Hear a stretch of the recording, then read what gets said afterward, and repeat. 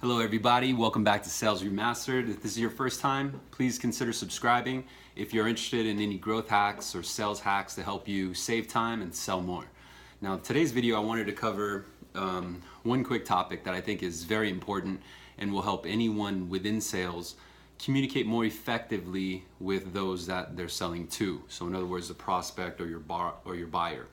And that tip has to do with most sales reps being concerned about focusing on the reason why your buyer is not buying, meaning that we're pushing too much on the benefits of buying the actual product, where most consumers have this initial guard, the guard of not wanting to buy, fear of your product or your service not working, and we actually have to address that. So today, instead of kind of pounding the price and the benefits of getting your package, what would be more effective is if you also incorporate some details as to what would happen if they didn't buy your product.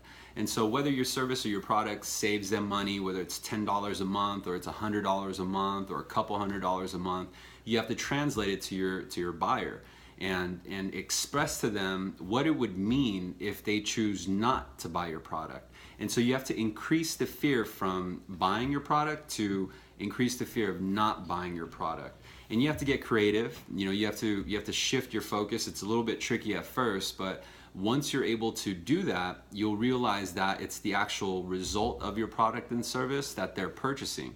It's not the service or the product in itself. It's not that fee or the membership fee or the initial sign-up fee that we should focus on.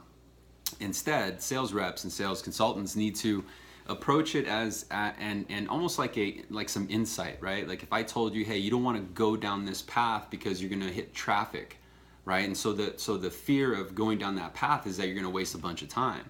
And so if you don't use this shortcut, then what will happen is you're going to end up wasting 45 minutes of your day just sitting in bumper to bumper traffic. So the likelihood of that person that I'm giving that advice to is going to consider taking the shortcut that I'm showing them, that now I become valuable to them because I gave them that insight.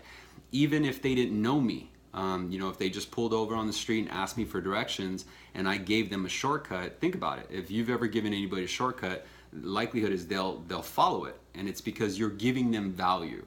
And they understand, they meaning the person you're giving instruction to, or in this case you're selling your service or your product to, is that you're giving them insight. You're becoming valuable to them. And you have a piece of information that your product and service provides, where that piece of information is going to help save a tremendous amount of stress. It's going to help save your buyer money and just become very hassle-free. So besides focusing on the objections as to why the consumer will not buy, let's focus on actually revising the wordplay of your message and your sales pitch to what would happen if they choose not to buy.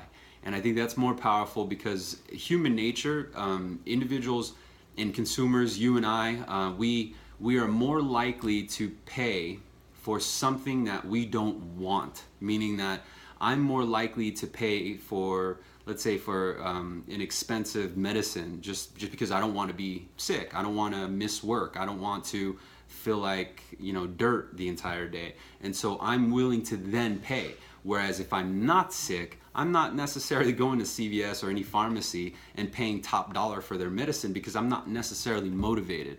Although that's what the pharmacy does, is sell me medicine, I'm not in that right frame of mind of purchasing that medicine if I don't necessarily have a need. So create the need, become creative, and I think you'll be more effective with communicating your services and your product, but more importantly, finding that trust with your buyer and creating that loyalty to make them stick. So I hope this information helps. Again, if this is your first time to Sales Remastered, please subscribe below, leave some comments, let me know what you think about this tip, and I hope you have a great day. I'll see you around.